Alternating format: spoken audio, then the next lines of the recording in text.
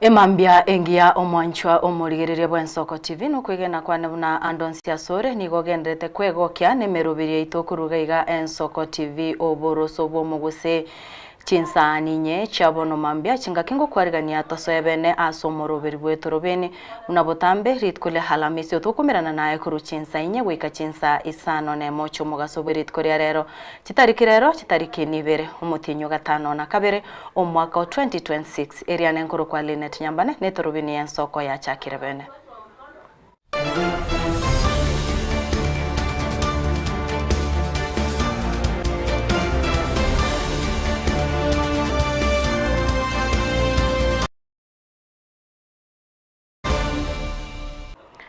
Omuwaziri bwobochenu adendware nigarure egekurero egetindi gochia ase bari bakonia amariogo ataikiranĩtie ebirengo ase boigo aburiria abakenya kwene kingo genda barasinya gitari na gutigana kwenda ase chiduka chiokonia amariogo na kugura amariogo ayu ataikiranĩtie nebirengo dwale gukwana kurwa ase county ya Nairobi nigarure okukurero oku chinga kiatebirenga bari bonsi baguche kubwatera nigo bakonia amariogo ataikiranĩtie ebirengo nigo baguchikumirana negetambukero. Since January 2026, the board implemented a mandatory re-registration of legacy products, which has been postponed for too long.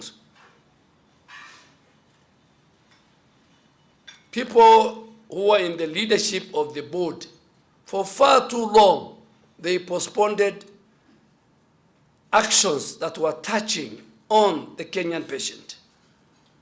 And as a result of that re-registration of legacy products, which had been postponed for too long, as a result of that, 2,258 products were removed from the register for non-compliance. We decided to clean the market, and we stopped all imports which had been which has caused havoc in our country. So as we sit here, we have stopped parallel importation of medicine and other technologies. If you are doing that business, look for another business. 1st, 2025. Since October 1st of 2025, no single parallel import has been approved for importation. And I don't think they will also do it again. The criminal networks involved in the manufacture, importation, distribution, and sales of falsified medical products do not recognize institutional mandates. Neither do they recognize jurisdictional boundaries.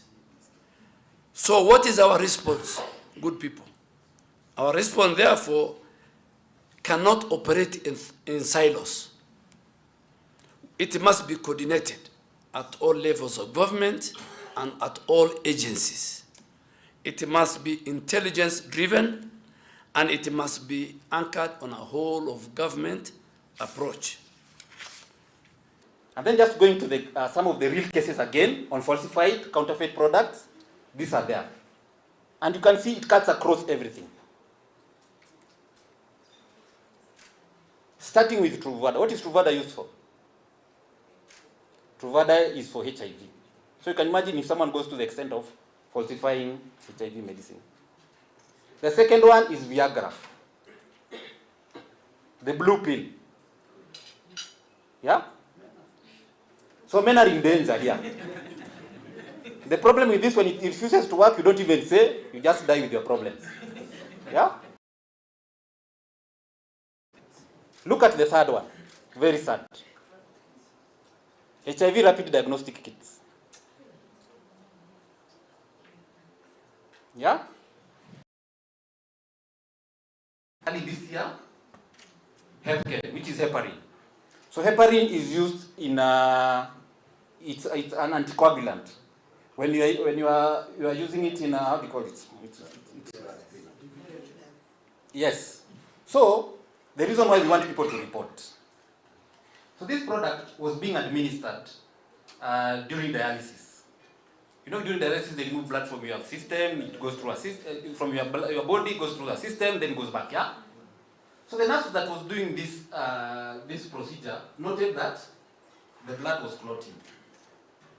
Yeah? Then immediately he reported to us as the regulator. He stopped this procedure, he gave the patient a different medicine that worked. So when investigated this case, we noted that it was a falsified product. You can see the extent that people go. So this case was in Kilifi, it is currently in court. There was an article in one of the dailies, and I want to agree that, yes, that article, I read it, and it covered the period between 2023 and 2024, before the reforms that I have introduced. So they were very right. That article was right. It was in, I think, yesterday's paper. But I want to assure that media house that what I have initiated with the board and the management of Pharmacy and Poison Board is not the situation today. That the re-registration of the legacy products had been postponed for too long. People knew the problem, but what they realized, you know, it is very important for those of us who work for the people of Kenya, at any level, in any ministry. We must differentiate between national interest and personal interest. That must come out very clearly. And the national interest must supersede personal interest. And for Pharmacy and Poison Board, as a regulator, and WHO is here, we're just about to attain our ML3 level in a couple of months because we have ticked all the boxes. Even that one, people didn't want Kenya to attain ML3. Kenya is a leader in healthcare delivery. So people saw commercial interests more important than national interests, than patient interests.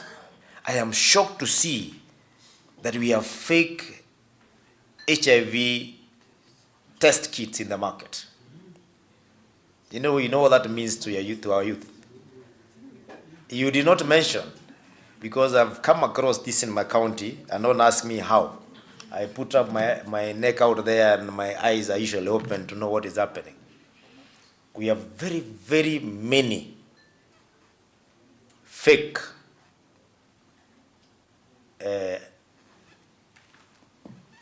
what is this pill called? P2. Is it called P2 or P3? P2. And that means that you have our youth and girls who get unwanted pregnancies because the system has failed them. The list, of course, is endless. WHO estimates that approximately 1 in every 10 medical products in low and middle income countries is either substandard or falsified. Behind every statistic is a person whose recovery is delayed, a family facing unnecessary costs, and a healthcare worker striving to provide the best possible care with medicines that do not perform as they should. As pharmaceutical supply chains become more interconnected, safeguarding the quality and safety of medical products requires strong regulatory systems across sectors. No single institution can address this challenge alone. It requires coordinated leadership, shared responsibility, and sustained partnership. The establishment of this steering committee reflects Kenya's commitment to a coordinated national response. It provides a platform for the government institutions and partners to work together to strengthen coordination and support implementation of the National Action Plan. Omobunge oyambakasi East Babu Wino nere omobunge ogokora emirimo emikiranu gosokoreire abantu ba emirimo mia ayonkorengana nobutukibwa Infotrack aseba tebirenga Babu asigosa aseba nyareko bagoteba niga gokora emirimo mia na niga tangaine aseba bunge bali banyareko babakurwa obokoreri obuya korengana na Infotrack nigo batebiruna asilimia 30 nigo Babu anyareko bagakurwa obokoreri obuya gochia ase abantu bae egentanya reko babagoteba buna nigo aenekiria magenderero gochia asensemeyo asa akubwatigwa na Joseph Kala aboigondi ndinyora gocha namba 3 asa nere akubwatigwa amo ababunge bande abange abo butukibwanya tekabo kubwatigwa rit koregoro ukwana kurugaiga asomucho Nairobi chinga kichokonyora oroboti ori gosechinga kyanya tekabaga kwegwe kiego kubwatikana no bokoreri bwayo buya Babu Wino niganya reko baga kogokera egetambukerekyo asa tebribuna obokonyo bugoso bubuyo bunigo gochikwenekinga ekerago chigotenena asobochori borobosyo abantu nigo bagochikumwakera ekura ase obonge. Ladies and gentlemen, I want to take this opportunity to thank the Almighty God for giving me this chance to lead the great people of Embakasi East constituency. To the great people of Embakasi East constituency, I want to thank you very much from the bottom of my heart. We are a family. I will always work for you. I know that leadership is not about position. Leadership is not about titles. Leadership is not about power. But leadership is about service delivery. Leadership is about vision, and leadership is about responsibility. As a leader, I always ask myself, what can I give to the people, not what can I gain? I know the true measurement of leadership is not about the number of people who serve you, but the true measurement of leadership is about the total number of people that you serve, that you change their lives for better. And therefore, I really want to thank the great people of Embakasi's constituency, Nairobians and Kenyans for the support, and to congratulate all members of parliament who have performed well in this award ceremony. As a statistician, I must say members of parliament are really working hard. I really want to appreciate them. They might not be here today, but when you look at the numbers going down beyond top 100, you still see them scoring over 50%. That means that as a member of parliament, if you work hard, then you are going to be re-elected automatically, because the moment you've reached the 50% mark, it means that you're already above average. So thank you, and thanks to everybody, including Infotrack, for having conducted this research. We are members of Linda Mwananchi. We are all principals in Linda Mwananchi, and we believe in service delivery and delivering services to the people. When you see Mheshimiwa Mukunji, when you see Mheshimiwa Kalasinga, when you see me here, we are not in government, but we are among the top leaders in this nation. That tells you clearly that it is not about being in government for you to work. It is about the vision. Of course, I'm a political leader, so I must be a political animal. As I play politics, I must serve the people. The people of but they went through a political process, so I must do politics. Yeah. The first secret is God. In everything that you do, God. Because you can still deliver, but it's not recognized. But if you deliver and God opens up the hearts of the people to accept your services, then we give it to Him. So first is God. Number 2 is about you as an individual. What vision do you have? As I said, what vision do you have? Are you on a mission to destroy the lives of the constituents who elected you, or are you having a vision to transform the lives of those who? Is about management, being organized, God first, and of course, accessibility to the people. At the right time, we are going to communicate where we will belong. About my brother Caleb, he knows how to solve issues. He's a leader. When he has issues, he should call leaders and we sit down. We don't want to see things on internet and every other place. He's addressing the wrong people. So as people of Linda Mwananchi, Sisi, we don't accept any nonsensical statements against Linda Mwananchi. Linda Mwananchi must stand strong.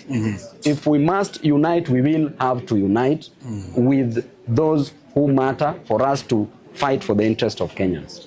This is not about just the titles itself. It's about working for the people. These members of parliament, they know why they were elected.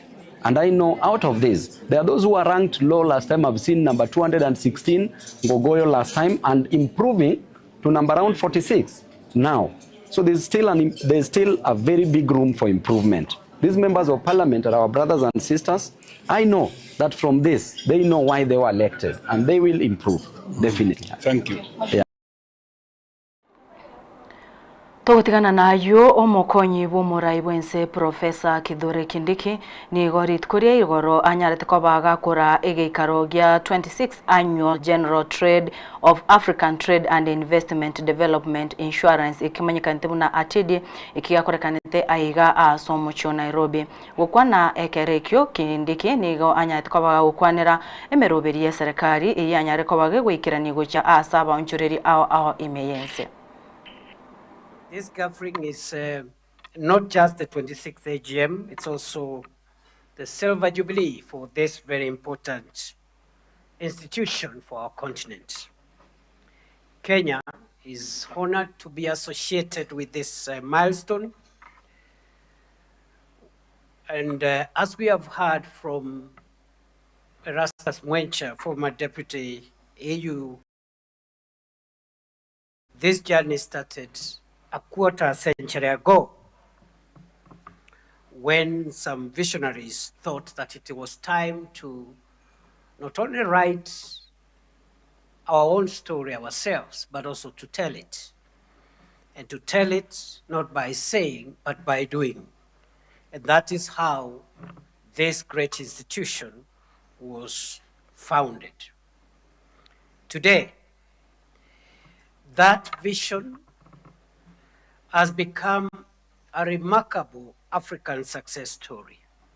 ATIDI has evolved into one of the continent's most credible multilateral financial institutions, providing innovative risk mitigation solutions that strengthen investor confidence, facilitate trade, and catalyze sustainable development. Ladies and gentlemen, as we look into the future, we must carry the people of Africa alongside with us. Include women, include the young people of our continent as we look for solutions that transform the critical sectors of our economies.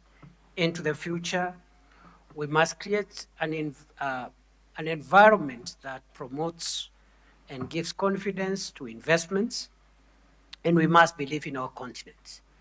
Into the future, we must also be able, for those of us who are in political leadership, ensure long-term stability as one of the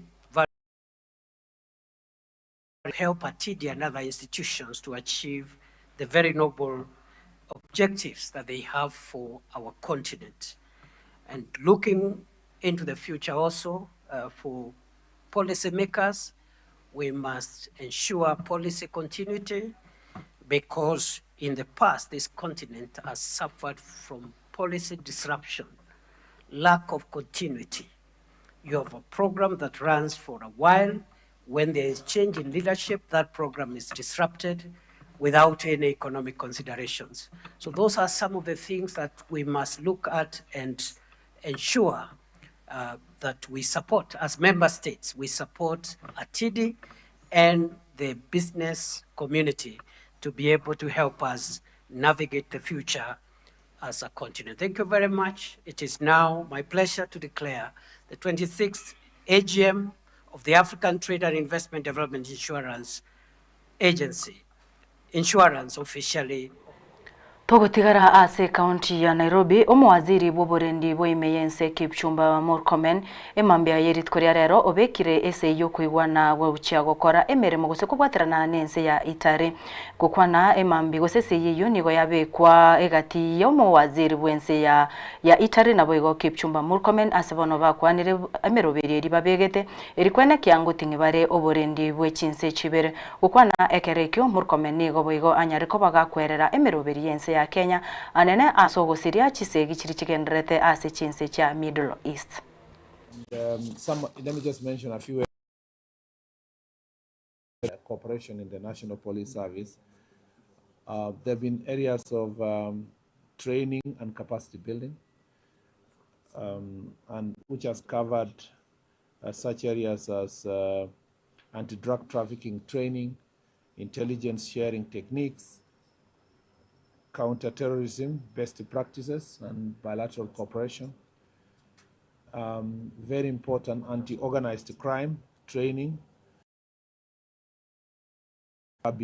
transnational organized crime networks, which includes human trafficking, drug trafficking, and so forth. They have been training also, very important for us, of our General Service Unit Police, to deal with riot control and crowd management, and high-risk operational training, including redeployment and tactical operations, and so forth. Our Directorate of Criminal Investigations benefited from the criminal justice and legal assistance by cooperating with your embassy here in Nairobi, training on the areas that I have mentioned. We have also, our Administration Police Service has got an opportunity for various training opportunities, high-level management courses in Vicenza in Italy. There has been United Nations trainings that were supported by the Italian government, and so forth and so forth. If I was to list, it's a very, very high list of benefits that have emanated from that cooperation. I must also say that the security landscape continues to evolve, presenting increasingly complex challenges that transcend our national borders, as you have rightly covered. These are areas like terrorism and violent extremism, transnational organized crime,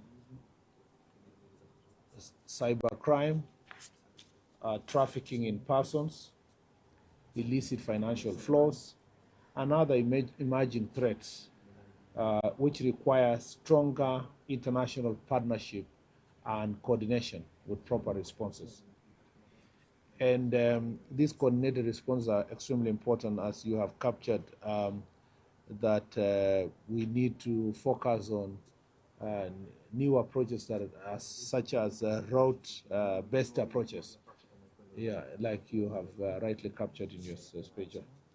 I was in the, like when the PS came visiting last month to Rome on an exchange visit about strengthening the security in our city,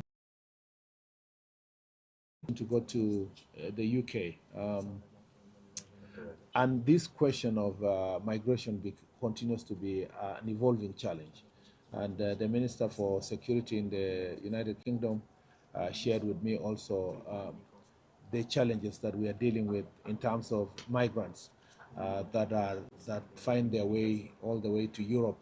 And you have captured very well that some of the challenges in migration is the routes, some passing through our country because of the neighboring countries and so forth.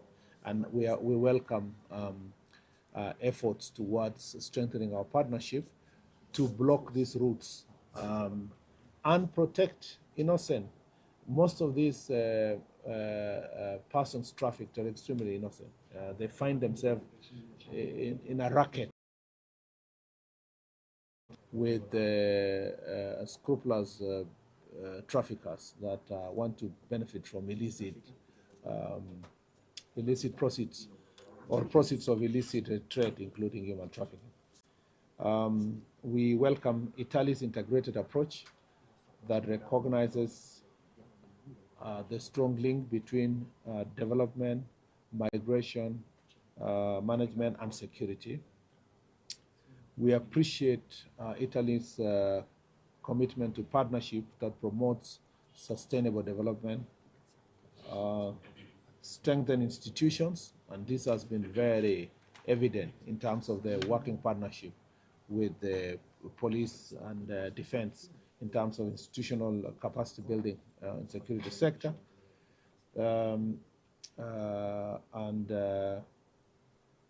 Your promotion of economic opportunities to address underlying drivers of irregular migration. This comprehensive approach adopted by your country represents Kenya's own development priorities and our commitment to safe, orderly, and regular migration.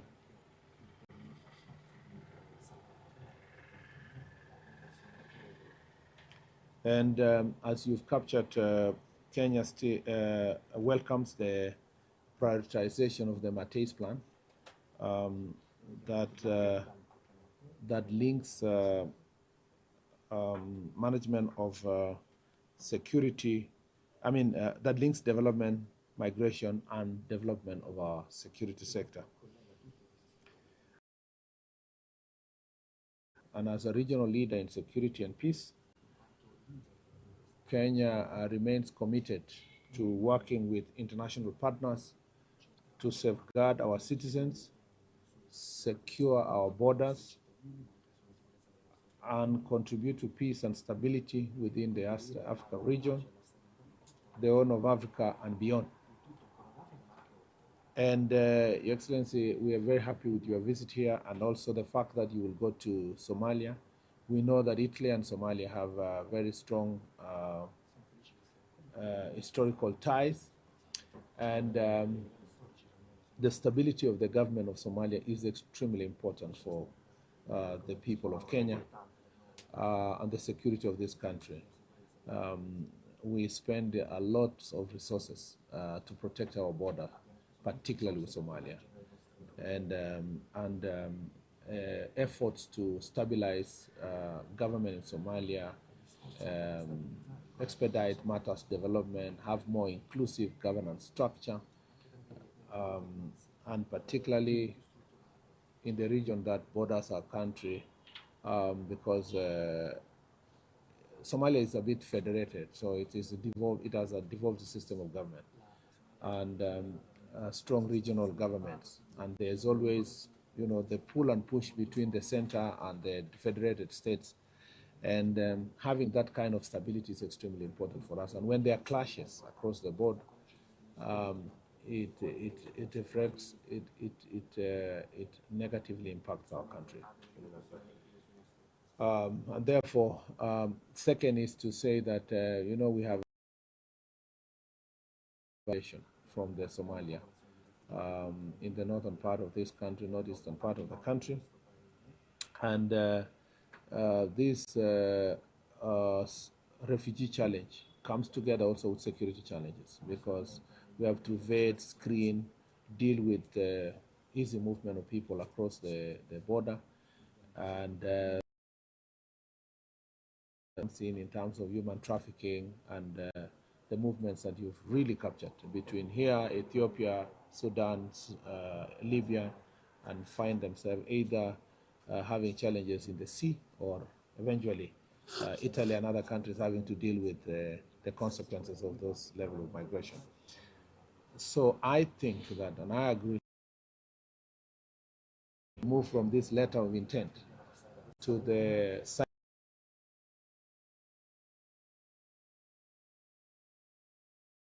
strengthening this collaboration for security purposes.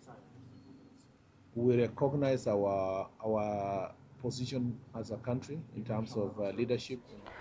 Kurwa ase oroboti ururwa omwaziri bw'oburendi bw'emeyenze Kipchumba Murkomen omwancho omurigereria no tukoragenda omotimoko omokego korende nkwirana tore asensemo ya kabere yo muroberi rero tuguchikumurekera chisemi ekara tukuba tukumanya gose twabere tukumanyinga university ya Tanzania gebwate ameroberi emiyago cha somoro kigo gosaso omwano kero kende kero wake sabu na bono ega abana banyarete ko baba gukwanira ngana ralia yiga bako baba gwetera gosekera abana bono gukunya gwake sabu nga yokwiro mwana nakora form 4 murigerere ngo kwenekeringa university ya Tangaza no omwano abonete koba ekagera nigebwate chikosi aho nigebwate chikosi cyobwarimo nabo igo no nyembari bagendete gose bari baragani gukwanira emenu emengao abo nigo babwateri bagarigiya ase university ya Tangaza ayo amona yandamange litkoria rero twanyorere abataneneri kurwa ase university yo abanyare ko bawutarara wekaga gascyobis cyitoga Ensoko TV ribaga nakero kenda nyokubwata obututukanunga efi ya Tangaza na kire ayoto cyare enekinga nkobero remi omuroberio erindo nyakoba onyore obosemi bwisane nkwera nande asege kege kekerbusyo amona bageni abo ende tonyakoba togosemania ase oboime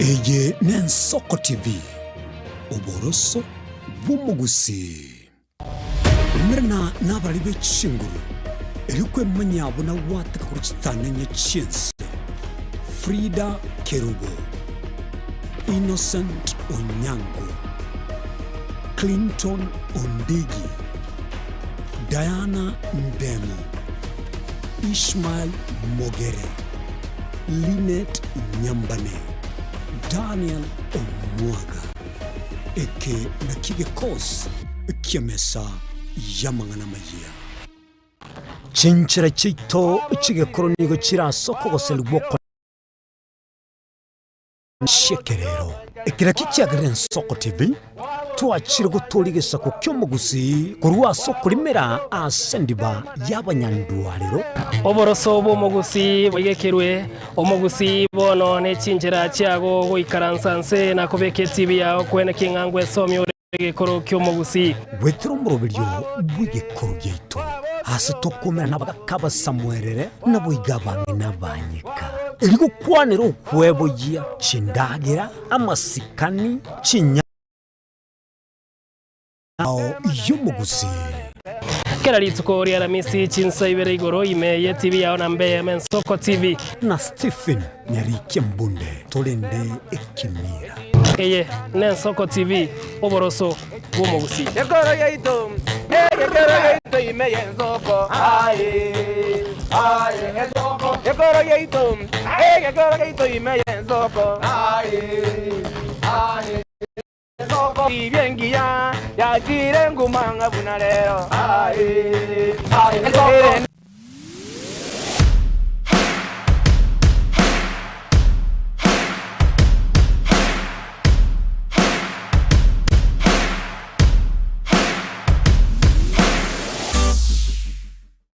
mwancho muligereri Ensoko TV egeta senambe mo aseliro baliagusi aiga no mugusi yakwa uribaga na konyarako bategereru ase chinse 24 asa matuko atana ase iki mwancho muligereri Ensoko TV nechikobwata ase chi county y'Busi ekse county ya Nyamira na county ya Kisi ase njira yoboikeranu na nene mono ntonyarako batoko genda ase bali bali chinse mo chire isiko yagusi sichinsemo bune cyana kuru mwancho muligereri elitonyara kwa batoko omugusi ora sesemo ya nakuru libaga elianyara kwa bakoigwewa na nemono ntonyara kwa batoko so asichinsemo childoret no mugusi ore asichinsemo childoret nera nyara kwa bakoigwewa mwancho muligereri ntonyara kwa batoko genda asibali barasa masamba una chinsemo chia mulo aliaso mugusi yale emuletie tonyara kwa batoko ireke gusi oro no mugusi anyara kwa bakoigwewa asenchera enkeranu chinsemo chia Mombasa ntonyara kwa batoko ikoro nelio mugusi nere anyara kwa gakoigwewa asenchera enkeranu aiga omwancho muligereri asegeta seni ya Soko TV no gotuchi kwa batoko kora eke igikuru gito tonyare ko batogekora kore libina nekera obwato muchando tugukorariria okorarikwa gusira asenjira ebwenerete Ensoko TV oboroso bw'omugusi magega ya televishoni ya Ensoko gwikasero yao kwanyoriribaga ligi yaliyokuraria asegete sena mbeyemo imena isiko yeriroba liyagusi onye kubwa tokuraria gukwenyuria ogukwa gose okubonchuria bono nabokonyoribaga lyabene liyokuraria asegete senieke aseriguri liyakibusani tulikere gose twakere simigwetere namba yaito yobonchuria 0788666662 ine asama kiaya mbireo seino mbireo asama tuko amaega obugima bwakera lituko bwomugusi likomera liburuga lisamura byonsi asekerenga yokobeka ase ekiage ekemo ningi keire libaga likiage asenka yomugusi nobonchereria noborokia nobonyanyimbo gose nobwagachi asomoroberio wikiage kyomugusi nobe gokomerana na inche Frida Kerbo kera litkoria ijuma chinsa ibere chamugoroba astogo sanga nomugusi korwa chingongo eliokumanya naki kera litko tomocha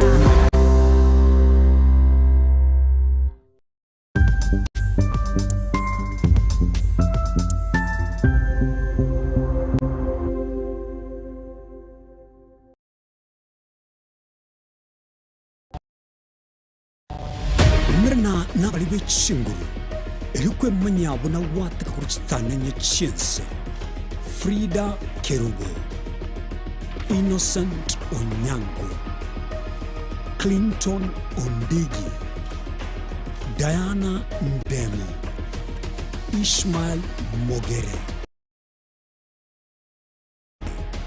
Daniel Omwaga, eke nakige kos kiamesa yamangana maya. Chinchira chito chigekoronigo chira soko goselwa konene gosiriwa ne chinchira chekerero ekira kicyagire Ensoko TV twachire gutorigesa ko kyomugusi kurwa soko limera asendiba yabanyandwiro oboroso bw'omugusi oigekerwe omugusi bono ne chinchira chiago goikaransanse na kobeke TV yao kwene kingangwe somyore gekoro kyomugusi wetero murobiryo bwigekoro gyeito hasi tokomera nabaga kaba samwerere nabwigabange nabanyika eriko kwanero okwebo ya chindagira nemejega ao yomugusi kera litsuko ria ramisi chinsa ibere igoro imeye TV yao na mbeye Ensoko TV na Stephen Nyambane tolende ekimira eye Ensoko TV oboroso bw'omugusi Yekoro yeito imeye Ensoko Ensoko yekoro yeito imeye Ensoko Ensoko ibyengia yakire ngumanga buna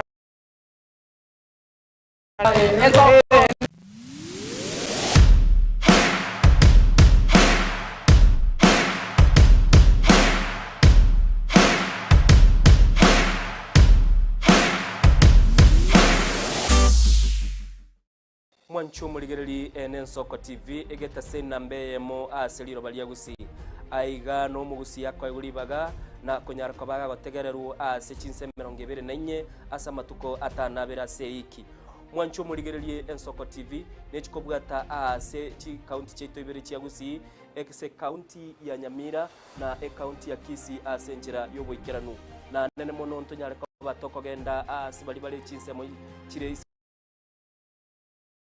mwanchu muligereri elitonyara kwa batoko wa omugusi ora sesemo ya Nakuru libaga elianyara kwa koigwegwa na nemo nontonyara kwa batoko so asichinse mu Childoret no mugusi ora asichinse mu Childoret nenyara kwa koigwegwa mwanchu muligeli tunyale ko batoko genda asabali barasa masamba una chinsemo chia mulo aliaso mugusiyale emuletie tunyale ko batoko ireke gusioro no musiyanyale ko bagako iwegwa asenchera enkeranu chinsemo chia Mombasa tunyale ko batoko ikoro nelio mugusinere anyale ko bagako iwegwa asenchera enkeranu aiga omwanchu muligeli asegeta sen eke korugeito tunyale ko batoge kora senchire bwenerete mwanchu muligeli aiganto koreli bina nekera obwato muchando wasiririo yo mino mwanchu muligeli tunyale ko batogo koralelia okorali kwanya gosira senchire bwenerete Ensoko TV oboroso bwomugusi magega ya televisheni Ensoko gwikasero yao kwanyoribaga ligi yaliyokuralia asegete senambeyemo imena isiko yeriroba liyaguzi onye kubwa tokuralia bokwenyulia ogukwa gose okubonchuria bono na bokonyoribaga lyabene liyokuralia asegete senieke aseliguri liyakibusani namba yaito yobonchuria 0788666662 ine asama kiaya mbireo seino mbireo asama tuko amaega obugima bwakira lituko bwomugusi nigo bwale gosirwa nobolemi likomera liburuga lisamura byonsi asekerenga yokobeka ase ekiage ekemo ningi keire libaga likiage asenka yomugusi nobonchereria noborokia nobonyanyimbo gose nobwagachi somorobelio wikiage kyomugusi nobe gokumerana na inche Frida Kerbo kera litkoria ijuma chinsa ibere chamugoroba astogo sanga nomugusi kurwa chingongo alera engere yabo ya kera litko tomocha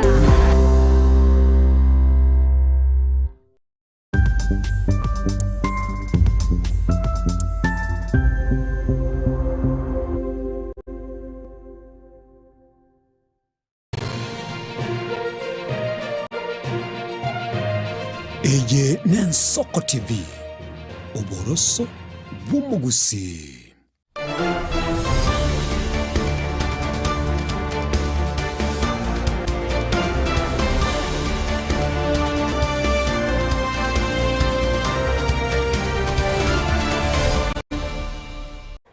Biamono kigima nainde omurigerere bw'Ensoko akirona kumanyinga rero nigo tuguchikumurikira chisemi anene ase university yatangaza kurende tutaraswa asensemi yo nigo tukumanyigwa nga umuriro nigo samba enyumba y'oburaro yeskuru ya Bubaracho eskuru ya secondary ya Bubaracho gose ya St Joseph Bubaracho imeo ya Bubaracho ebunge ya Nyaribari chache county ya Kise nigo umuriro oateka ase nyumba y'oburaro na kungusa obwoba asaborokigwa amona abayibori abensemeyo ensemo yo kurimia umuriro imeye county ya Kise nigo yaika ase skuru yo na kurimia umuriro asege korekyo onde gose kubatikana nege korekyo onde tayo o sirio bugima nigo batigerwa chingoma asebono bagendrete kwenyorora oborwaire obobwenya nigabo bisa bobotuki nabo igokurwa ase wiza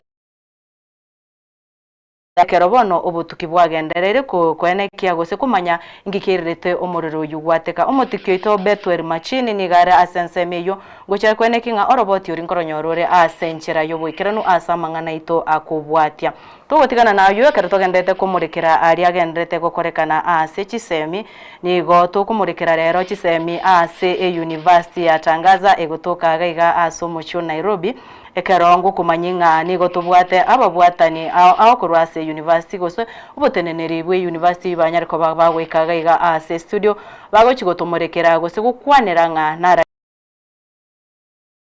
na butambo murige to kumanyinga university yatangaza nige kurwa amaigerio ao gochia ase aborokigwa nyomorokigwa onyoreko baga okora ekerasi ya 10 form 4 nekinga nkomonyorero ribaga ase university yatangaza naryo erinde aranyore obumanyi bogocha komokonya ase amatuko a ankyo tokoenda yemasemo tonyore ko batukumanya ng'ana raria yaiga abageni banyaete ko bagutwariganirie kana ngo kumanya ng'arero ritkuria rero murigereria bwa Ensoko nyukubwate ng'ane ndura chiko bagugukwanera ene kingunye bekore ase omonu bwege Swahili ekagera rero abageni baitomba ariko nyara ko bagukwaneke gusi korende incheneke gusingo kwana ene kingabono gwa ikaranziro iko otegerere oigu ng'ana raria yaiga bagukukwanera na ibori rindora abori ene king'ano ni simye karongo chiko kwari bagwake ukunyekwa naso omonu bwege Swahili na rirendora nyako bagokonyora richi bibene. Karibu sana sister. Asante sana na shukuru. Nimekoroga sana. Nimekoroga ya kutosha lakini zingine nasikia zingine sielewi. Unaanza na majina, unaambia watazamaji unaitwaje na umetoka wapi ndio tuendelee. Asante sana wasikilizaji. Mimi naitwa Sister Esther Megayo. Mimi natoka Tagaza University. Mimi ni mmoja wa wafanyikazi huko.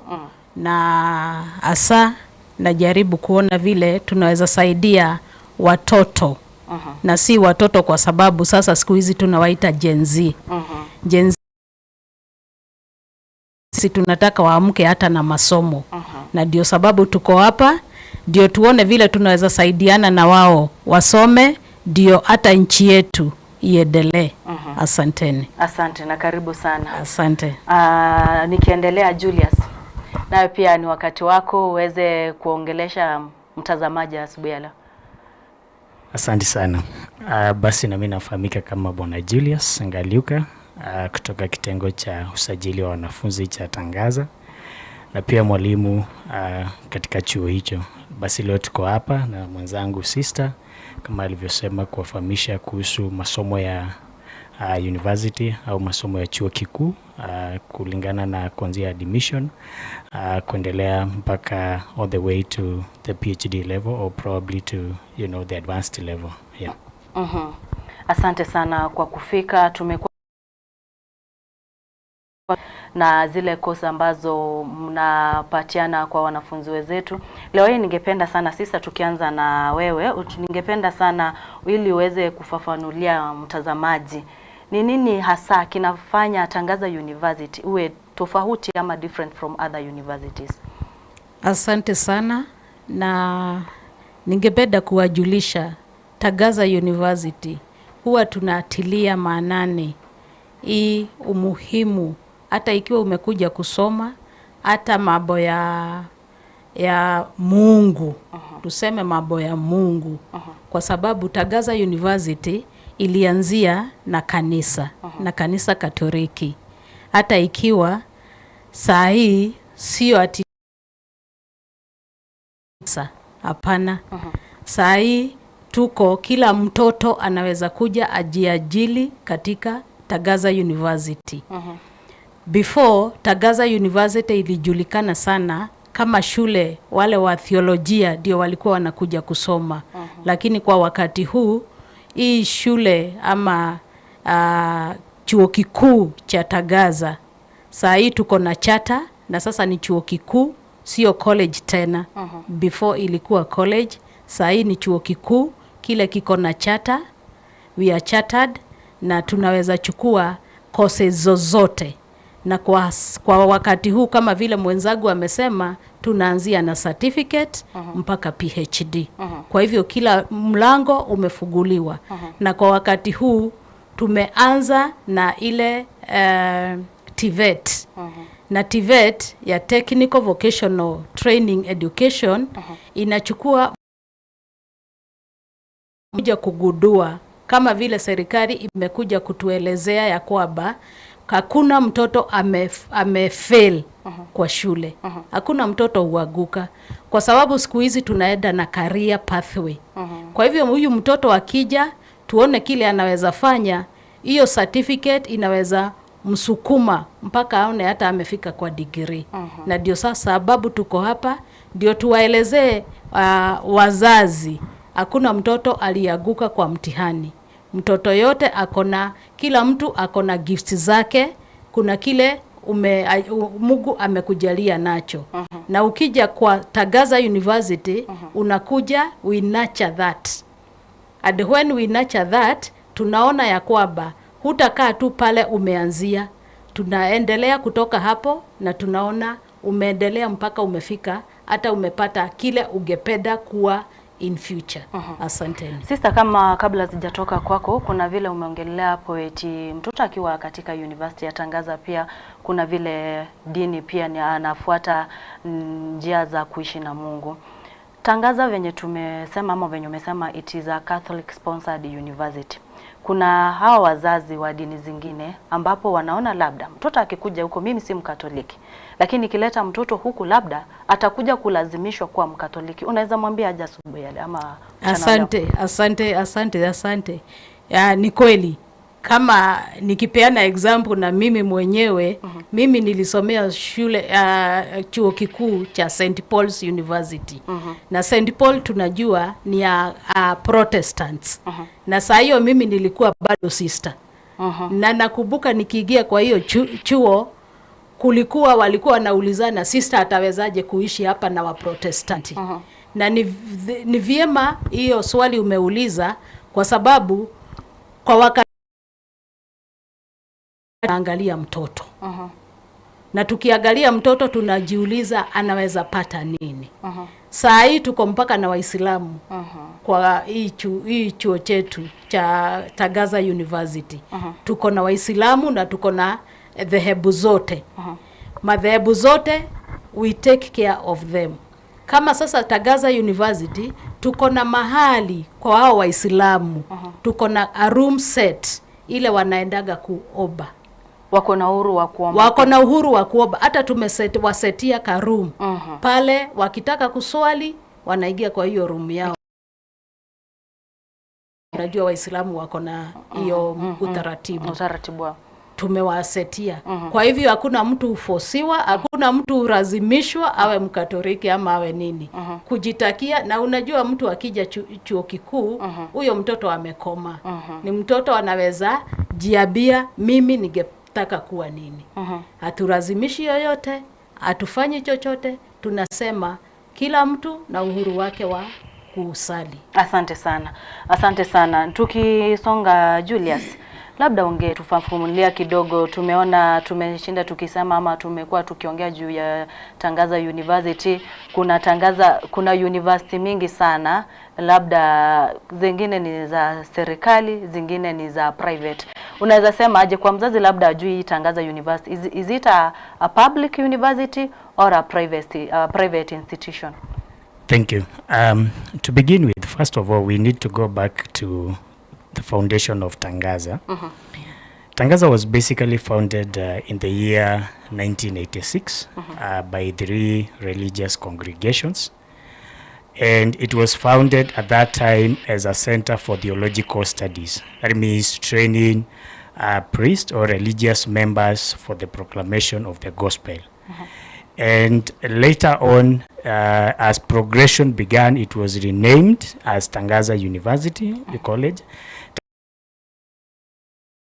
Means to pronounce or to proclaim something, the gospel. That is what it means. For the next 20 years, it grew as a constituent college. It was placed under the Catholic University of Eastern Africa, which became our mother university for almost 20 years. And in 2013, the Commission for University Education, investigated and advised all the affiliate colleges within Kenya, either they become campus universities of the mother universities. For instance, we would become an affiliate or campus to Catholic University of East Africa, or we would apply a charter. And with the member and stakeholder consultation, Tangaza applied for a charter, and it was granted by our president, that is His Excellency President William Ruto, on May 2nd, 24 at State House, and Tangaza became a fully chartered university, a private Catholic university. From onwards, therefore, we've been able to grow in the faith of the Catholic identity. We've been able to grow all the way to postgraduate studies. So in this case, we are not a public-owned university, but we are a private Catholic-owned university by, at the moment, 22 religious member congregations sponsoring Tangaza University, which also fall under their messiah. That is the Association of Member Episcopal Conference of Eastern Africa. These are the Catholic bishops within the East Africa, founded by 9 countries, which come together to sponsor the Catholic universities and institutions within the Eastern Africa. So we fall under that category, and we are member public to also assert ourselves as a university of choice with excellence teaching and learning environment and facilities which are world class at the moment. For instance, if you come to our media houses, which we'll talk at some point, which trains the journalists and the mass media producers, the news anchors, is equipped actually with the art of the 21st century, equipment and infrastructures, like what we are seeing even in your studio here. If you come, for instance, to the education sectors, today we are competing with even with the international schools and universities. We have the world-class facilities in terms of the teaching and facilities. Use the art or the technology that is being used even in abroad universities and other institutions that have also embraced the 21st century technology here in Kenya. So Tangaza, we are saying it's a university that has grounded itself with the mission of the Catholic identity, but also we are expanding ourselves, not necessarily to the Catholic members, like Sister my colleague has said, also to other denominations. It could be the Muslims, and whichever it could be the Protestants. We do not have a choice, or we do not have discrimination against religion, someone's religion. We are here to offer services to all our member congregations and all our member citizens, both within the Eastern Africa, the African continent, and also because from the foundation, it was actually founded with 20 students from 7 different countries. Today, Tangaza is represented by more than 40 nationalities. So we could actually call it the International University of Africa at the moment, as I would describe it, because these nationalities bring different perspectives, different interactions for both our students and also both our lecturers and the educators. So the interaction is basically an atmosphere of internationality by itself. Yeah. Julius, tukiendelea hapo, how is the university preparing students for competitive job markets?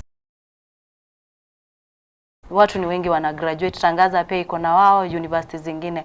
How that preparation, mna prepare aje sasa wakitoka huko? What do they expect hapa nje? Okay, thank you. Let's go back to the education sector or the system of education in Kenya. In 2017, we've had the transition from the content-based, that is the KCSE content-based education system, and we introduced, or the Ministry of Education introduced now what we have, the competence-based education, that is the CBC. That means our learners or our students have to be given the skills development as they are learning in preparation for their job market. With the CBC, they introduced a concept we call the community service learning. In Tangaza University, we are actually proud to have been the service hub for service learning within Africa.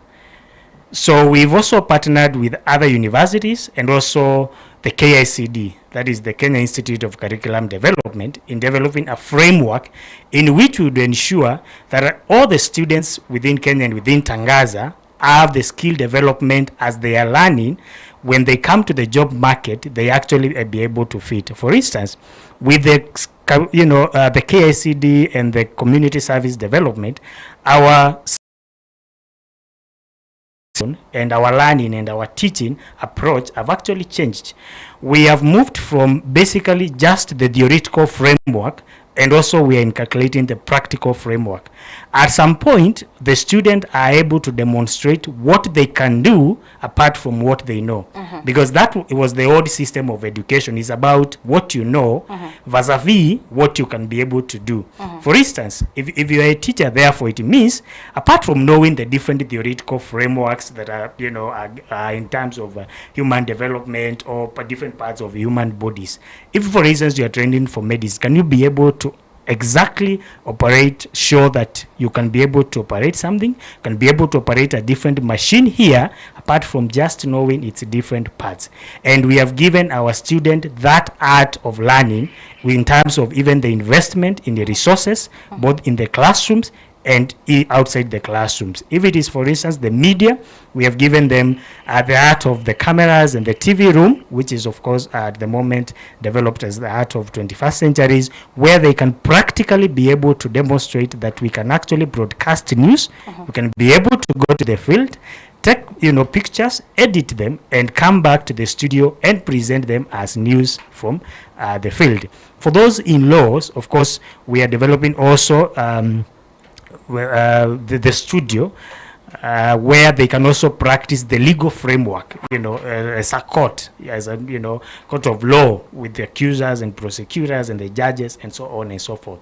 So apart from learning this in theory, that this is how it ought to be, we have expanded them into how they can do it, and there is a supervisor in terms of who can be able to come and showcase that yes, these students are of the 21st century job market preparedness. When they come out here into the field, then they do not struggle by having somebody, for instance, giving them an internship of several months before they can get full employment. These are graduates that we are releasing to the field directly for employment before, because the internship will have already happened as part of their practical studies within the university. Asante sana. Umurigire bwa Ensoko onye kurigireria ATV ya kumetinga arero ngayore abantu bakari gukwana ekenya murero tokumya nigore me Ensoko TV uboroso bomuguse chinga kitoko murekera kisemi ase university ya Tangaza unabotambo to kumanyinga university ya Tangaza nero university omwano abwanete gotoka na kekogera twaretire ababwatani kurwa ase university yu abare ase studio yeto abakonya gukwanira chiko chirichire ase university ise kurigereria ase TV yawo gose ase screen yawo nigo ogendete koranga chiko sechi chirororo nigatie chiko chirichi nyinge chirase university ya Tangaza gento gokorane kinga inambe ywere gabo nigo gochikoba gokunyaka na gusonye kubwate iboririnde ene kinga nkori boriore ase namba ito ye studio ywere 07886663 oise kuboriri borierio obwate gose iso gwake simgo kwanderi bagake chinsa cyo gwake seme nigo kwiranirwa ribori ribene togo chikoganya uchi gwake nambe ywere gabo ase screen eri iso kubori boriri awo ritkoria rero nabo kunyara ko bagokonyora richibu bono igaiga igento korane kinkori kore ujumbe yawo gochaga iga ase studio erinde onyare ko bagogo iranirwa riboriri rinyarete ko ba rigogo chanda nigo tore ase studio gaiga nababwatani korwa ase university yu abagendete kumurekera obuyabwe university yasbago tebringa to twara bo babonde onye kubwato mwaro kigo ene kinga nkumwena nore gochia ase bare nakera bago tebanga oise kuba omwano nigabwate nonye nobosibore bwoko genda ase kaniseri aganetie kero toko gendera bosio sister narudi kwako. Tunaona hivi karibuni visa vingi za watoto ya university unapata peer pressure nyinyi kama Tangaza mnaongeleleaje hasa tumeona wasichana wengi wa university unapata wanaendea watu wanaitwa sponsors sijui kama unajua hiyo ndio lugha ya mtaha msichana hataki kuhangaika ametoka nyumbani tuseme kama watu tunaongea nao ni wakisi najua huko labda maisha si kama amekuja huko amekuja huku ni Nairobi kwanza Tangaza iko mahali mabwenyenye wa Nairobi wanaishi msichana amekuja huko kidogo amepata sponsor nyinyi kama Tangaza mna prepareje hao watoto tumewaletea huko mtoto ametoka nyumbani ni humble background labda akikuja huko anapata kuna wale kadri wanakuja unajua watu hatutoshani kuna wengine wanakuja na gari na yeye labda akona ile fare yenye inamleta na mdob sometimes hata lunch hawezi kula kesi kama hizo how do you handle them? Asante sana na kulingana na vile nilianza na vile mwenzangu amesema Tangaza University ilianza katika msingi wa kanisa Katoliki na kwa hayo tunaona ya kwamba mtoto akija Tangaza University ni lazima ajaze fomu na kwa hii fomu ni vizuri kujua background ya mtoto na tukijua background ya mtoto hii inatuwezesha kufuata huyu mtoto kwa sababu kama vile umesema ni kweli sisi hatutoshani tuko tu kama vidole za hazitoshani kwa hivyo kila mtoto ako na shida zake na shida za kila mmoja wao ziko tofauti na tukiangalia sana katika university sisi tuko na kitengo ya counseling. Na ikiwa tuko na kitengo ya counseling, sana sana tukiangalia kwa class, sisi class zetu hazikuagi kubwa sana. Na kuna sababu. Sababu ndio yule lecturer ama mwalimu anafundisha hao watoto ataweza kufikia kila mtoto. Na nikiwa naweza kufikia kila mtoto, nitaweza kuelewa huyu mtoto ako aje. Ako na depression, ako na peer pressure, ako na nini, na hiyo itawezesha huyu mtoto kufunguka roho.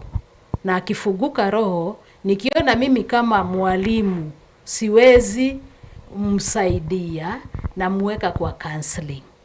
Kwa hii counseling atafuatiliwa na ataonekana shida yake iko wapi, na kwa kutoka hapo sisi tunachukulia kama Tagaza University tuone huyu mtoto atamaliza masomo akiwa ametulia na amesaidika. Asante. Okay. Asante sana. Julius, ungependa kuongezea? Ndio. Let's get a scenario where we have admitted 500 or maybe 1,000 students.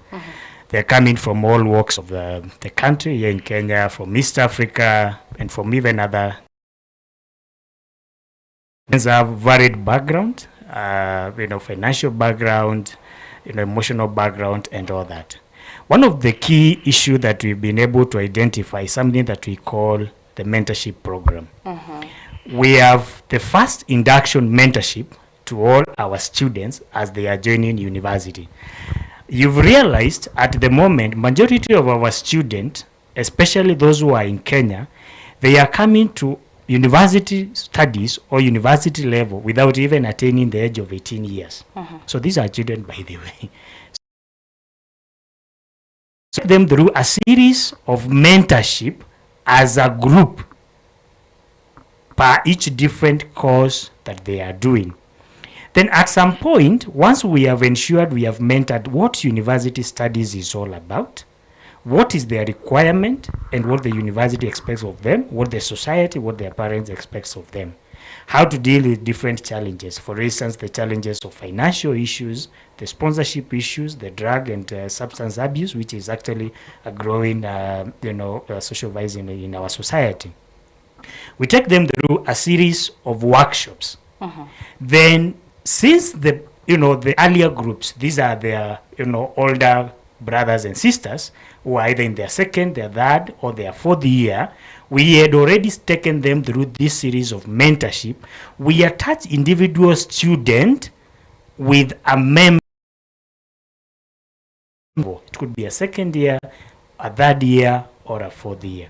Because sometimes these young ones might not, there are issues they might share with you on one-on-one basis as maybe their superior, their lecturer, or maybe their colleague, isn't it?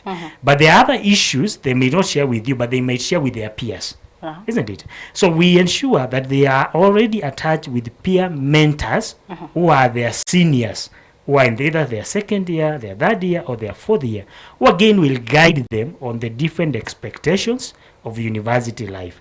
Issues of finances, how they are dealt with at the university level. So that we don't have a scenario where we are talking about a colleague or a student who has gone astray and maybe their senior who are in second year could have seen and could have helped. So we attach them after we have taken them through a series of mentorship, then we attach them with their seniors. And we also make sure that every Tuesday we have a dedicated time period for mentorship sessions, where in this time we don't speak about academic issues, but also we expand it to non-other academic issues. There could be issues of maybe, insecurity, hunger issues where they are living in their hostels. There could be issues of financial in terms of their tuition fee or any other, where we give them a room, and each of our lecturers usually assigned a certain amount of student whom he will work with from first year to fourth year. And each student is assigned a senior student who again will be able to work with this student all throughout.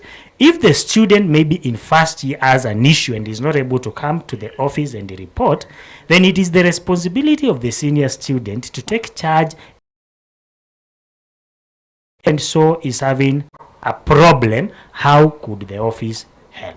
So that's how we've been able to ensure that our students are well mentored, are well taken care through all walks of social lives within the university, so that as they are coming out, we are producing a sound, somebody ethical and of sound mind. When we are saying we want a certain journalist to be employed by Ensoko TV, then we are confident that student or that graduate will actually deliver to their best of abilities. Yeah. Asante sana Julius. Kama kuna swali naona hapa, kuna mwenye ananiambia anaitwa Juliet Mukaya kutoka sehemu za Kitengela, ananiuliza hivi, ni waulize hivi, watoto wakati wamemaliza shule ama mnawatafutianga internship ama job opportunities, mnawasaidia kutafuta? Okay, kwa internship, wacha nianze na internship. When the students are doing their internship, it's usually mostly our responsibilities, depending on the different career, courses that you are taking, which will also take you through the different career that are in Tangaza. It's our responsibility to give you a room of choice, maybe for placement for your internship, because it is part of your coursework. All right, for us to place you in different career internship or institutions where you can be able to do your internship. All right, for each and every student, depending of course on the locality and where you would want. And of course the student can also have a choice. All right, with the internship, the student can also come and say, I would want to go to this institution or to this school to do my internship. Then that student, we can give them the room. When it comes to the job availability, of course, we have the alumni office, which is, we are also working in link with that again, to make sure all our students are placed and they have actually qualified according to the different governing bodies of the respective courses that they are doing. That I'll talk maybe in a short while. Okay. Yes. Asante sana. Wakati tunaendelea kuzungumzia yale ambayo kama university ya Tangaza yue ukurwa amegeria ama umurigeria wa Ensoko katugendrete kukumanyinga na araria yaiga abaigana babwatani kurwa ase university yo abagendrete gukwana chikostiri na boigo obuya bwe university yo na kumanyinga onye kubwata iboririnde na bugwake simigwetere namba ito studio yure 0788666663 na boigo na bokurika ujumbe yao erinde tonyare ko batokonye somagaiga unyare ko bagokonyora buriria rigo cyande tekero kende no bwatenga nende ego sio moyo ene kinga nkuborio reri borio erindo nya ko bagokonyora ori chibubono igekera bono tokonya kogenderera na aria university ya Tangaza university yuere imeyo mucho Nairobi igekera bono tokonya gotebinga onye kokorigia nga yumwano abonete gotoka ene kinga otokire ase university ya Tangaza. Tunapoendelea system, what makes Tangaza University affordable? Yes, Tangaza University is affordable. Unajua tumesema si public ni some private. As usual unajua nasemanga private institutions are expensive. What makes it that's what they say. Yeah. But what we look at is what is expensive.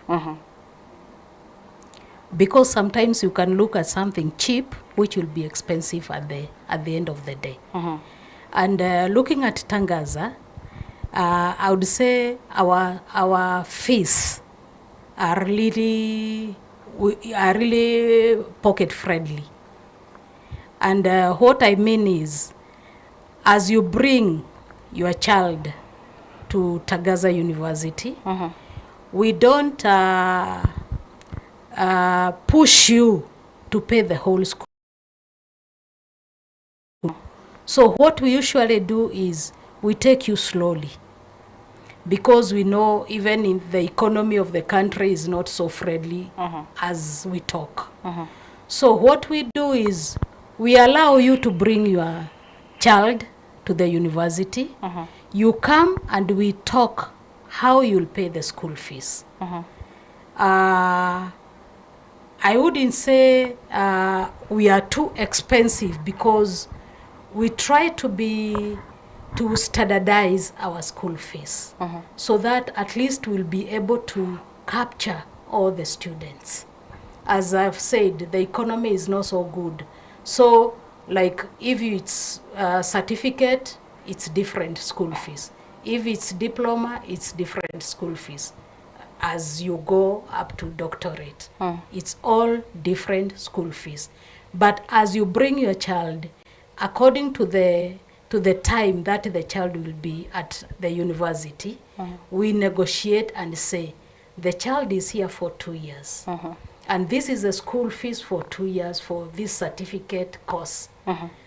And as we start, definitely we'll need the administration running fee.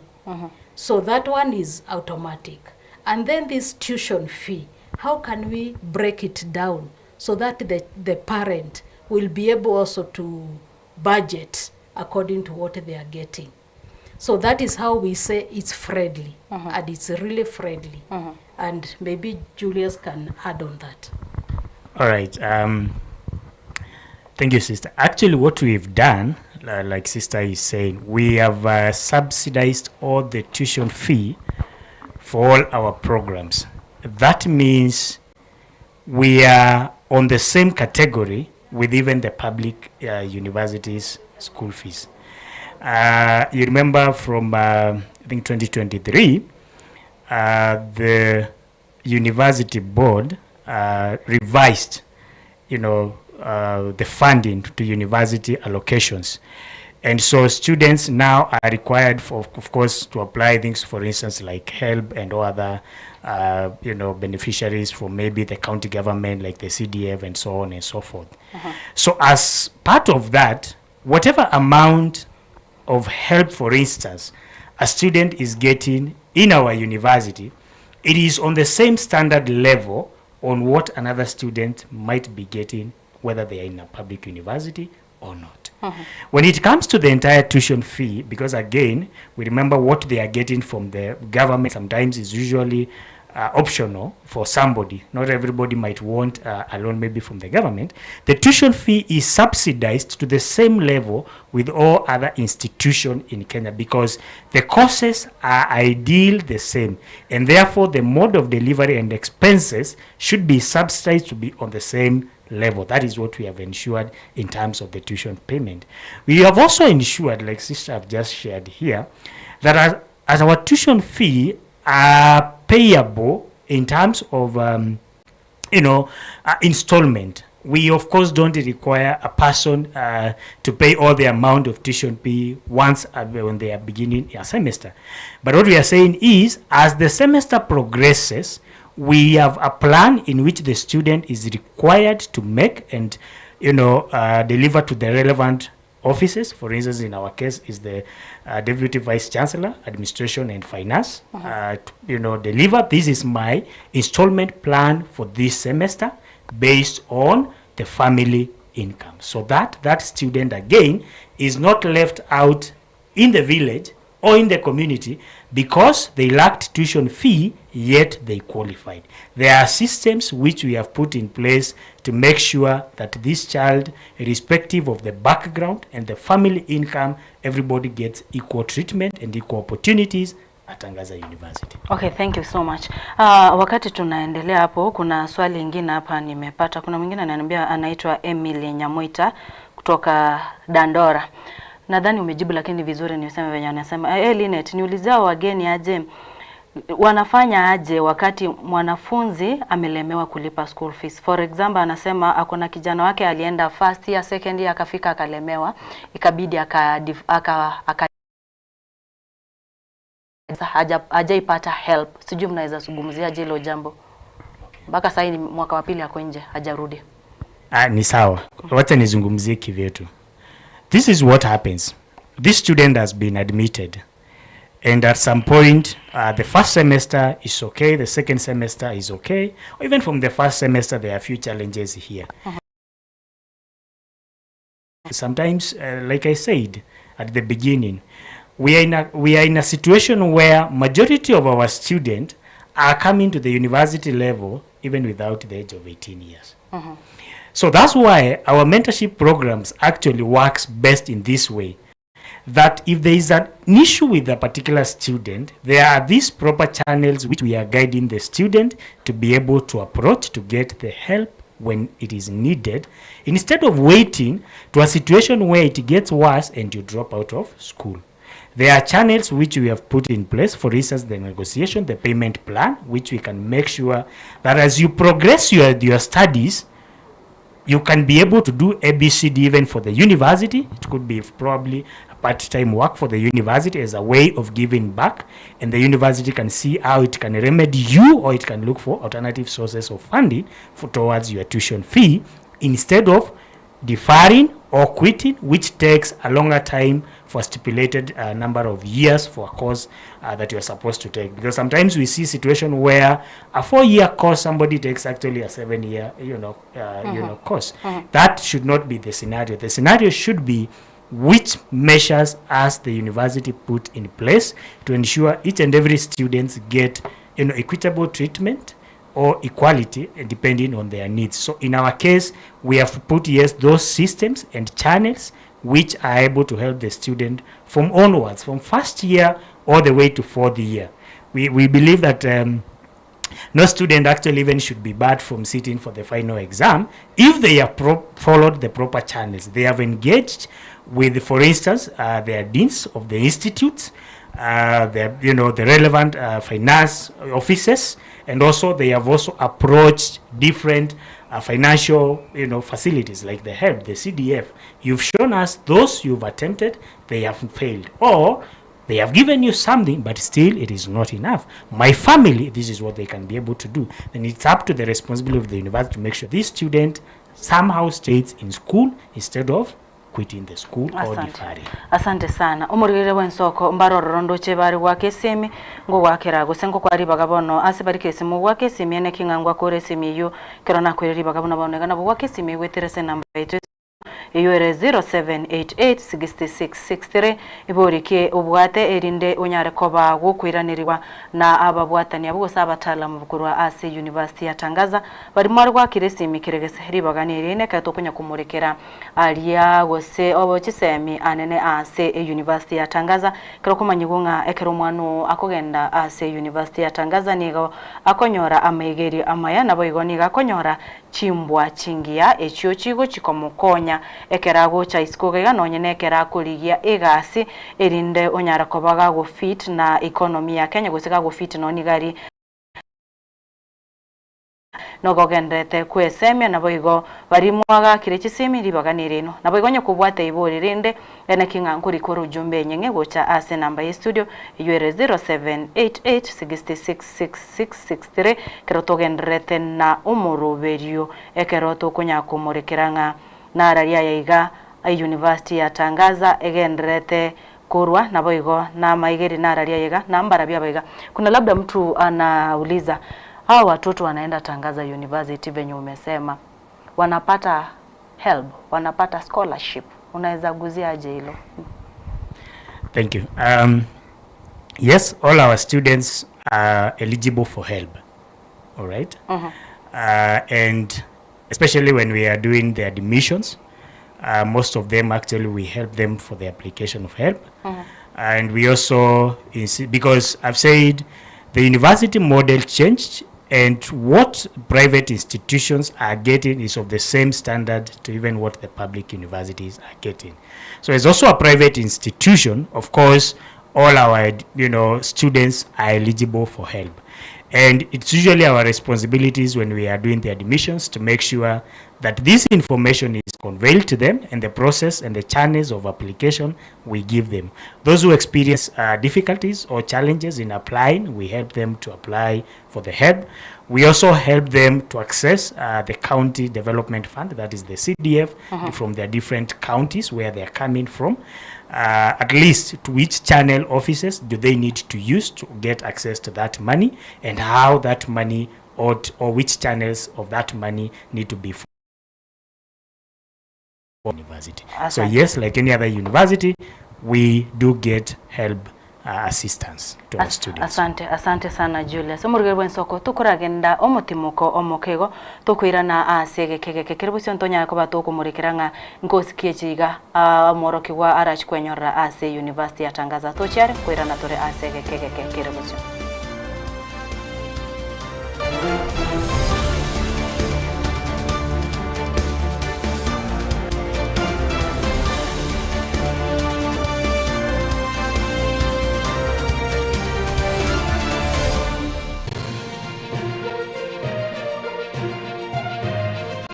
Ye Ensoko TV Oboroso bw'omugusi.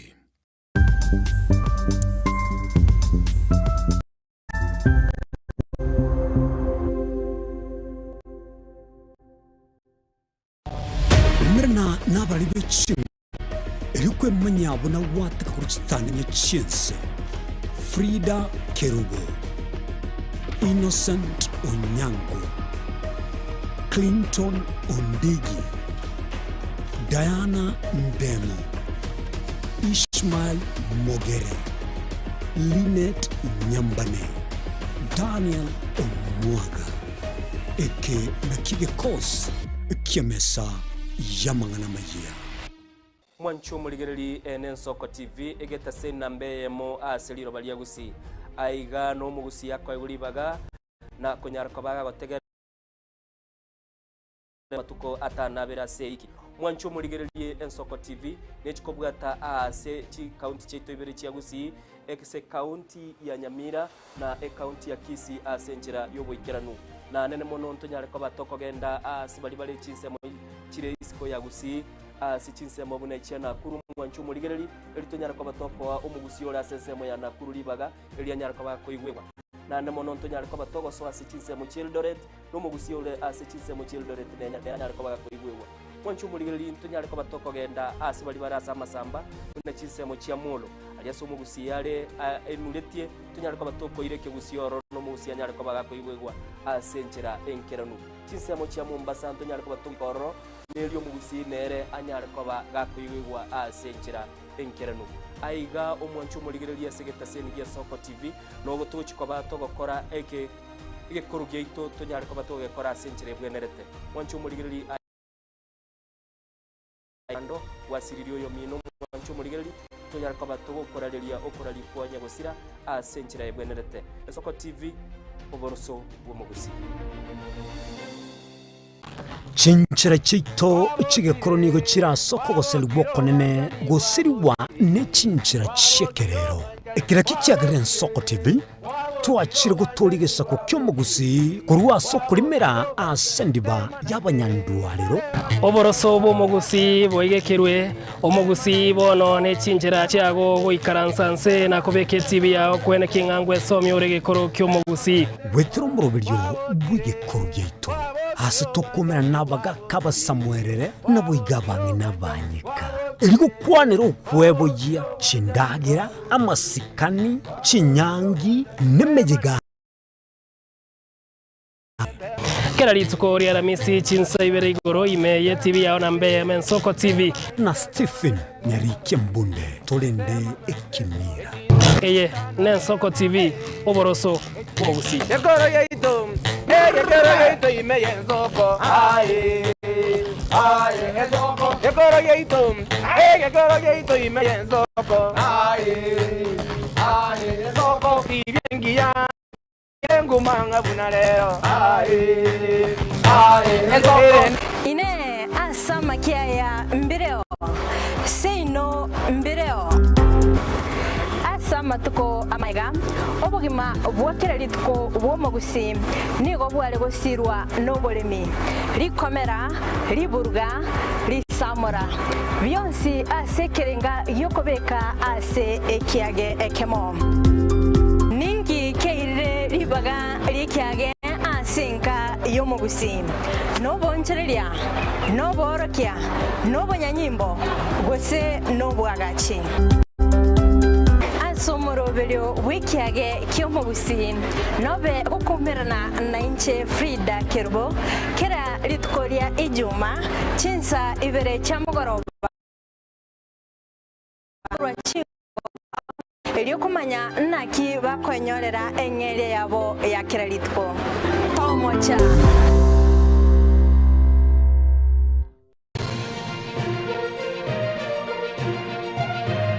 Eye Ensoko TV oboroso bw'omugusi.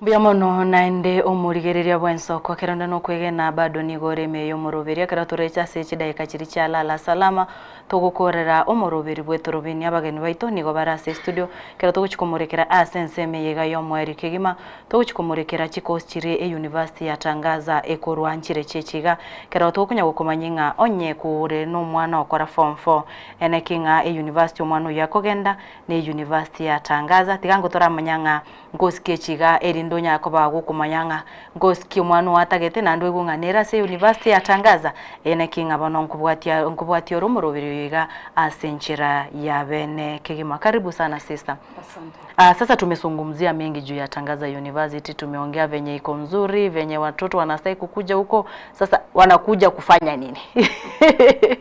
Ni causes gani ziko huko ndio mzazi ajue sasa huyu mtoto wamesema Tangaza anataka labda walimu iko huko, anataka nursing iko huko. Sasa unaweza ongea na wazazi asubuhi ya leo. Asante sana Linet. Kwa Tangaza University tuko na courses zote. Naweza sema zote. Na mkiona tukiwa tumeweka TVET, mjue sasa tumekamilisha. Anzie na TVET. TVET tuko na courses zinaanza kutoka certificate na diploma. Hizo ndizo zinafanywa TVET. Na kwa hizo courses ndizo zinawezesha huyu mtoto aende afanye bachelor's, the degree itself. Kwa hivyo tuko na courses zile zinafanya huyu mtoto apate ile career pathway. Pale angetaka kufika kusoma, tuko na zote huko Tangaza. Kwa TVET tuko na nursing, tuko na accounts, tuko na counseling, psychology, na zote hakuna ile haianzi kwa certificate. Zote tunaanza na certificate. Tuko na child protection, tuko na management, tuko na courses mingi sana. Kuja usome nasi. Kwa sababu kwanza zile courses za medical. Tunajua siku hizi medical imekuwa broken so many times.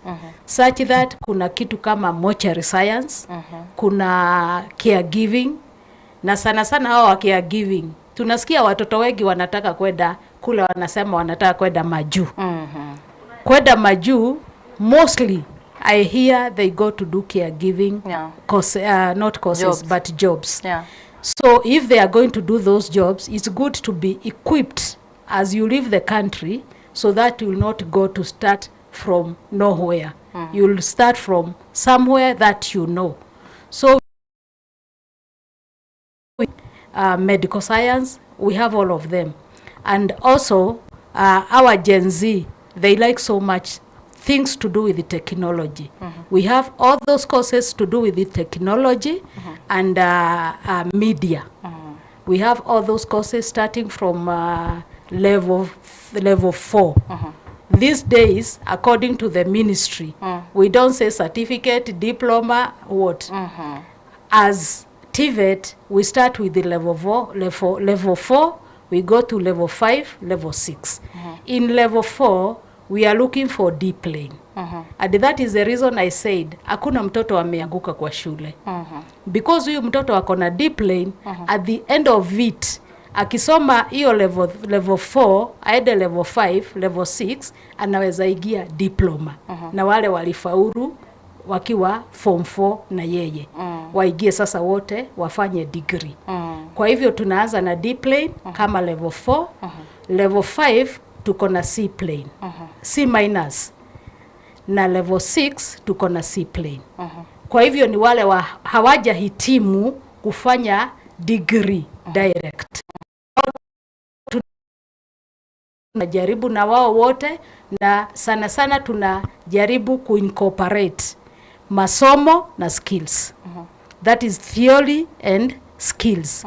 Zote zinaandamana pamoja, kwa sababu huyu mtoto akimaliza kusoma na sisi, pengine hata igia hiyo degree, hata anataka kuigia hiyo degree kwa sababu amehitimu. Kwa hivyo akipata skills akiwa na sisi, that is the time huyu mtoto akitoka hapa Tagaza University, ni kama wale wanaulizangwa uko na experience. Huyu mtoto atakuwa na experience kwa sababu amefanya theory na skills pamoja. And in between tunamconnect na placement. Pale anaenda anafanya internship, anarudi tena, tuna shape hiyo internship na skills zile tuko nazo. Sasa huyu mtoto akitoka kwa Tagaza University ako well rounded off. Ako na theory na ako na practical. So hata huko kwa job market akiulizwa uko na experience, anasema nimesomea Tagaza, nimefanya TVET, nimeenda my internship for this period of time, and I feel I am qualified. So they even have they are proud of what they are saying, and they believe in themselves.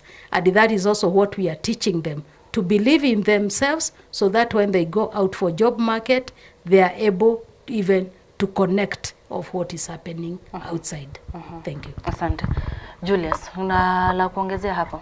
Ndio.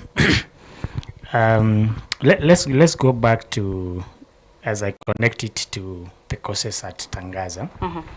Let's go back to the implementation of CBC. CBC, the framework is 2 years in pre-primary school. We have 6 years in primary school. We have 3 years in junior secondary school, that is grade 7 to 9. We have another 3 years in junior secondary school, that is grade 10 to grade 12. Then we have another 3 years in the tertiary institution, that is the universities, where we come in as a key. There is, especially from this year, this is the first lot from grade 10 to 12, and then grade 12 they should be released now for university or tertiary institution studies. CBC says this, especially at grade 10, that this student will be required to do a minimum of 4 subjects which are compulsory.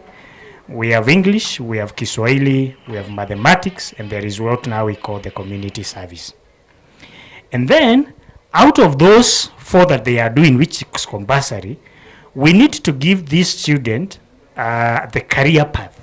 So the student, depending on the need and talent and interest, they have 3 choices to choose from. 1, we have the STEM pathway, that is the science, the technology, engineering, and mathematics, where the student focuses on the science-based subject plus those 4 which are compulsory. So in this case, this student, if we take those 4, will be required now to take the 3 other science subjects. That is the physics, the biology, and the chemistry. They give that student 7 subjects, isn't it? Then there is another pathway of the social sciences, or the humanities and the business track. That's another pathway, where then they will take these are the non-science subject. These are the geography, the history, the theory, and so on and so forth. Then we have the art and the sport sciences, which is another pathway that a child, depending on the interest, they can be able to take a career path which can lead to a career in athletics, or maybe in something like coaching. Now, those different pathways at the moment, as they are coming to the university, we are not saying that the C+, which is the the common standard grade for entry at the university level, is being taken away by CBC. No, the standard C+ is still in place.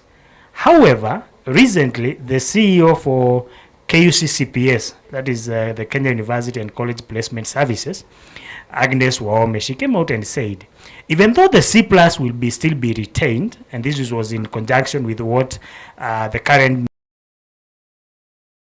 had said, that the C+ still remains, but as we keep on implementing CBC, we are going to develop different ways of assessment and checking on how this student will be coming to the university level. However, at the moment, the C+ still remains. In that conjunction, it's up to the parent or the student to understand which career path is my child more inclined at the university, and does the student take the relevant subject towards that career. So that we avoid these issues. They have done the Kenya School of Secondary Education. They are now transitioning to the university, but they have no idea which career paths they can undertake at the university level. In that line, at Tangaza, we have inclined our courses in CBC line. All right? For instance, somebody coming to do a bachelor, for instance, in education or a diploma in education, all right? We have the science-based teachers, and so in this regard, we will need this student, if they are in the art line, to have done those 4 compulsory subjects, which are Kiswahili, mathematics, English, and the community service, plus these other 3 art subject to make them 7. If it is science, the same. So that when they are completing their studies at the end of the 4 years, for instance, those doing education here in Kenya is mandated by the Teacher Service Commission. That is their employer, isn't it? They have to get their licensing through the Teacher Service Commission. And the Teacher Service Commission always checks, did the student meet the university entry requirement? And that also applies for those who did not attain a C+, but attain a mean grade of a C plane, but also the teaching subject were in line, isn't it? So that's how we are going with the CBC. Did the student have the right pathway? If we look at another course, for instance, like journalism and mass media, which we are also offering at Tangaza, where we are preparing the future news broadcast, both for TV and also for the radio. Again, the mass communication here in Kenya is mandated by the Media Council of Kenya, isn't it? Now, therefore, we have to go in the line of the CBC track, which falls under the social line of the humanities track. Did the student, apart from these 4 core subjects, also attain these other humanities subjects, which are core and are pertinent to CBC, all right? Then we have another course, for instance, like youth and child studies, which is also a course we are offering at Tangaza, which prepares future leaders who would want to work maybe in children homes. They want to work, for instance, with the government in the Ministry of Youth and Gender Affairs. They also want to work with the young children and advocating for child protection. Again, we have to check, did the student also have the track in the social sciences? Did they attain the mean grade of the C+ and that track of the social sciences? We also have other courses like philosophy, which are focused so much on peace and security. At least we are preparing children. We've always had the issues of the Gen Z protest. Are we able to train future conflict resolutions, specialist in our Kenya, isn't it? That is the focus of that course that we are focusing. Are we able to train mediators who can calm agencies of the government and also future NGOs, especially to non-conflict or conflicting groups in Kenya? We also have a course we call Sustainable Human Development. This one focuses more on the national planning, for instance, for the government, for different NGOs, for different institutions, and management of different programs within Kenya. Again, the track here is still the social humanities. Are our students attaining all this? Another course, we have the youth ministry. This one we focus on training our church leaders, for instance. These are our church, our diocesan youth who want to be ambassadors in our church ministries, both the Catholic and the non-Catholic ministries. Again, these are in line with that which falls under the social sciences. Asante sana Julius. Naona mambo ni mengi, masaa ndio machache. Hii naona hatutamaliza leo. Sababu my director ananiambia niko na dakika kama 2 hivi nitoka hapa. Sasa naomba tu use wenu wa mwisho. Unaambia nini yule mwanafunzi ambao anataka kukuja kujoin Tangaza University this year? What kind of advice can you give them kindly? Kuanzia ningewauliza wale wanataka kujiandikisha Tangaza University, milango iko wazi na courses zinaanza in August. Kwa hivyo kulingana na hiyo namba iko kwa screen, tunawauliza tufikieni ndio muje tusome pamoja na ndio tuendeleshe maisha yetu. Asanteni. Asante sana Julius. Okay, Tangaza of course as university, a private chartered university, has basically grown from what we could call the theological center up to now fully fledged university, where we are offering courses in different fields. Recently, actually, we introduced a different field, that is the nursing, which we'll discuss perhaps in the next meeting or discussion. Also, law is among the courses that have been introduced recently.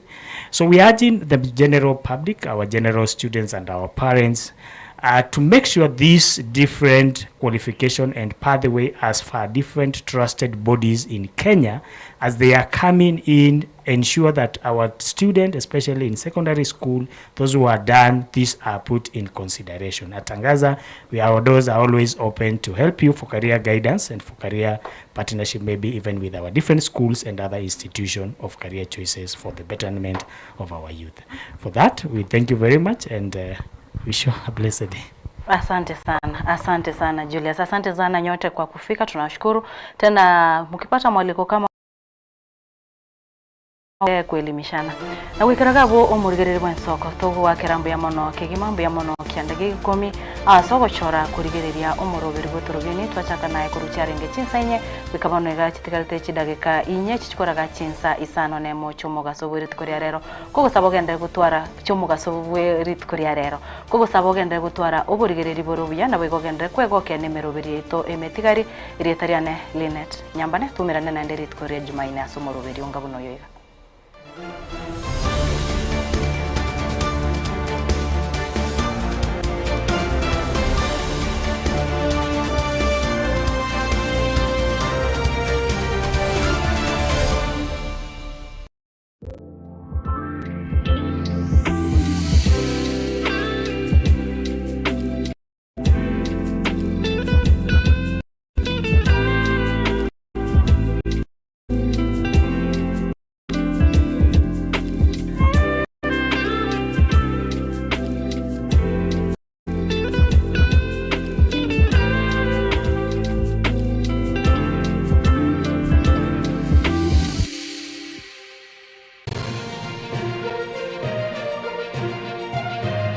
Eye